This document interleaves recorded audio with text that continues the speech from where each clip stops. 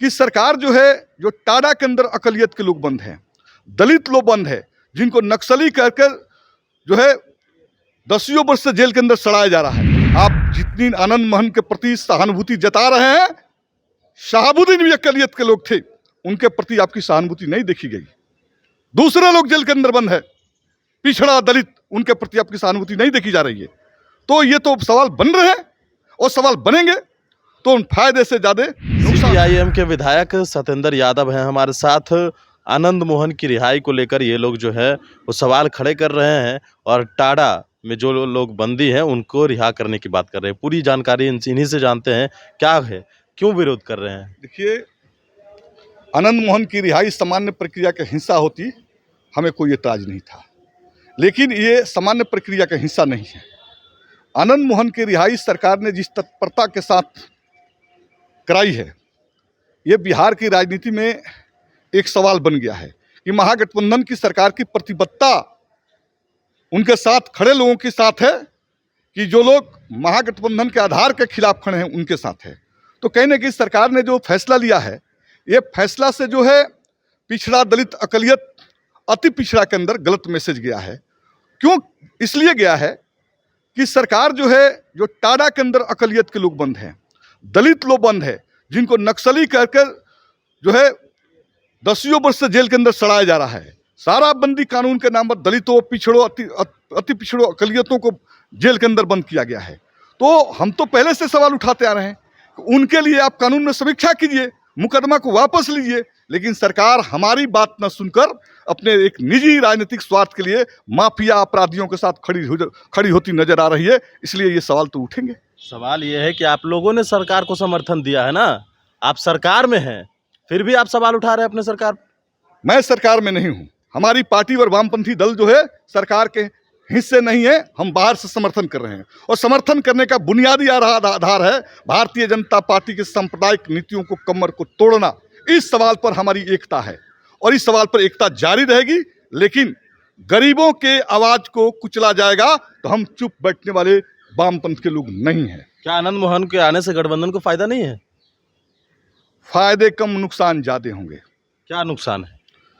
मैंने कहा ना, महागठबंधन के पीछे जो कतार खड़ा दलित, पिछड़ा, अति पिछड़ा अकलियत का, उसमें विश्वास कम होगा। आप जितनी आनंद मोहन के प्रति सहानुभूति जता रहे हैं, शहाबुद्दीन भी अकलियत के लोग थे, उनके प्रति आपकी सहानुभूति नहीं देखी गई। दूसरे लोग जेल के अंदर बंद है, पिछड़ा दलित, उनके प्रति आपकी सहानुभूति नहीं देखी जा रही है। तो ये तो सवाल बन रहे हैं और सवाल बनेंगे तो उन फायदे से ज्यादा नुकसान होंगे। तो सवाल ये भी है कि आप लोग नुकसान की बात कर रहे हैं, समर्थन है तो क्या समर्थन भी वापस ले लीजिएगा? मैंने तो पहले ही कहा कि समर्थन जिन सवालों पर है वो भारतीय जनता पार्टी को सत्ता से बेदखल करने। अगर आनंद मोहन तो रिहा हो गए, अगर आपकी बात नहीं सुनेगी तो समर्थन वापस लेंगे? समर्थन वापस का सवाल नहीं उठता है। हमने जिस सवाल पर महागठबंधन के हिस्सा हैं, वो सवाल है भारतीय जनता पार्टी को परास्त करने का हिस्सा, और भारतीय जनता पार्टी के परास्त करने के लिए सब कुछ करते रहेंगे। समर्थन हटाने और लेने का सवाल नहीं है, लेकिन सड़क से सदन तक की लड़ाई जारी रहेगी। ये दोगली नीति बिहार के अंदर नहीं चलेगा। गरीबों के साथ कुछ, अमीरों के साथ कुछ।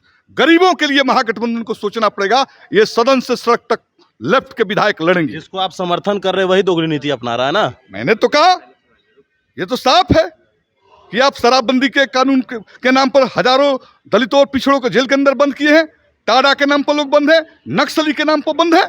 आप उनके केस को रिव्यू नहीं करें, केस वापस नहीं करें, और आनंद फानंद में एक व्यक्ति के लिए जो है आप कालीन बिछा दे रहे हैं। ये दोनों बात नहीं। 26 लोग और रिहा हुए, उनके बारे में क्या सोचेंगे आप? सरकार 26 लोग की जो बात कर रही है, 26 लोग तो इनके चलते रिहा हो गए, उनके बारे में सरकार नहीं सोचती थी। आनंद मोहन के बारे में सरकार। आपका क्या कहना है, जो 26 लोग रिहा हुए उनके ऊपर? रिहाई सामान्य प्रक्रिया का हिस्सा होती तो कोई एतराज नहीं था। ये सामान्य प्रक्रिया उन 26 पर भी आपको एतराज है? मैंने कहा कि राजनीतिक मकसद से लिया गया निर्णय है, सामान्य प्रक्रिया का हिस्सा नहीं है। मतलब 26 जो लोग और हैं उनसे भी आपको दिक्कत है, यही? मैंने तो कहा कि सामान्य प्रक्रिया का हिस्सा ये रिहाई होती, कोई एतराज नहीं था। अगर राजनीतिक प्रक्रिया का हिस्सा ये रिहाई बनी तो आपको उनके लिए भी विचार करना पड़ेगा। अगर विचार नहीं हुआ तो सड़क से सदन तक लड़ाई शुरू रहेगी। चलिए, सड़क से सदन तक रहेंगे। और CPIM के विधायक सतेंद्र यादव थे दोगली नीति नहीं चलेगी। सरकार के ऊपर ही सीधा सवाल खड़ा किया है महागठबंधन के ऊपर। और जिस प्रकार से आनंद मोहन की रिहाई हुई है तो ये समान प्रक्रिया का हिस्सा नहीं है। आनंद फानन में फैसला लिया गया, अपने सरकार को दोगली नीति का जो है वो बता रहे हैं। ये विधायक हैं CPIM के। देखना है, अब तक तो विपक्ष के लोग ही सवाल खड़े कर रहे थे, अब अपने ही सवाल खड़े कर रहे हैं। देखना होगा आगे क्या होता है। ब्रिटिश पॉलिटिशियन के साथ नमस्कार।